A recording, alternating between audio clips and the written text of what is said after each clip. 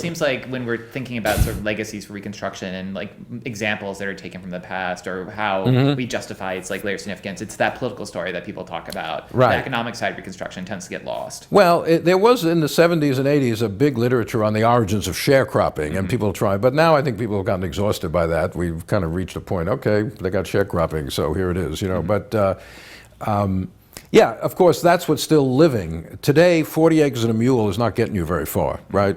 We're in a different economy. We're in a different world. But the issues of equal citizenship, of voting rights, of privileges, of what is this nation? Who is a member? Hey, that's on the newspaper every day. So Reconstruction issues, as I've said at the very beginning of this course, are still living today. That's why it's important to know about this. I wonder if you have a sense, though, of like after these generations of scholarly labor to overturn sort of standard views of Reconstruction circa 1950, like has that battle been won? Or oh yeah, in the academy it's been won. Yeah. In the rest of the world. Like I remember when I was in 2001 in my U.S. history course, which was a very good U.S. history course in high school, it was still presented to me as there was a lot of controversy around Reconstruction and there had been recent changes. I wonder what textbook they were using, because I think every major... Well, it's from someone who went to grad school in the 70s. All right. So you got... But like, I think every textbook today gives my view of Reconstruction, or at least what I would consider an up-to-date view of Reconstruction. I don't think you're going to find Dunning around in the textbooks.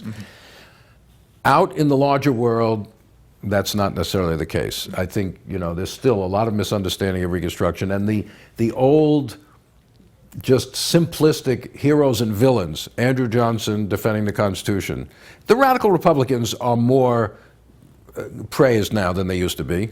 The carpetbaggers, nobody's saying anything good about them. I don't think the Klan is romanticized like it was back in the days of Woodrow Wilson and Birth of a Nation.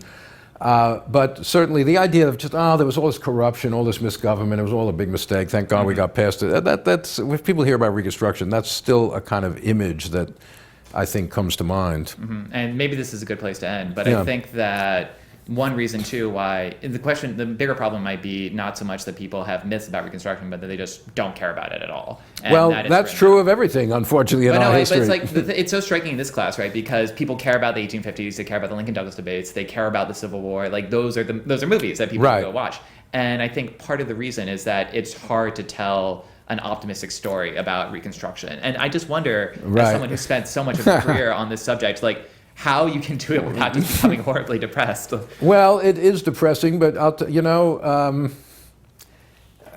long ago, a graduate student said to me, back in the 90s, I gave your book on Reconstruction to my grandfather, who's very interested in history, lives in the South, and he read it and he said it made him really feel uplifted.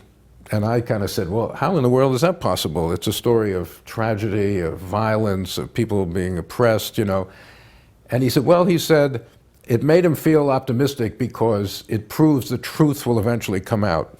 No matter how much they hide the truth, it'll come out. Now, I'm not saying that I am the truth with a capital T, but I think what we think today about Reconstruction is a lot more true than what people used to think. And if you believe that history has a value, knowledge of history has a value in a democracy, then at least we can maybe think that if people know about Reconstruction, it will help them think about our own society. But I'm inspired by the struggle itself, that's all, by the efforts of these people, these former slaves with nothing, stepping onto the stage of history, and trying to create something for themselves and their family and their nation. And the radical Republicans, I think, despite their limitations on the gender issue, they're tremendously inspiring. We could use some of them around today, I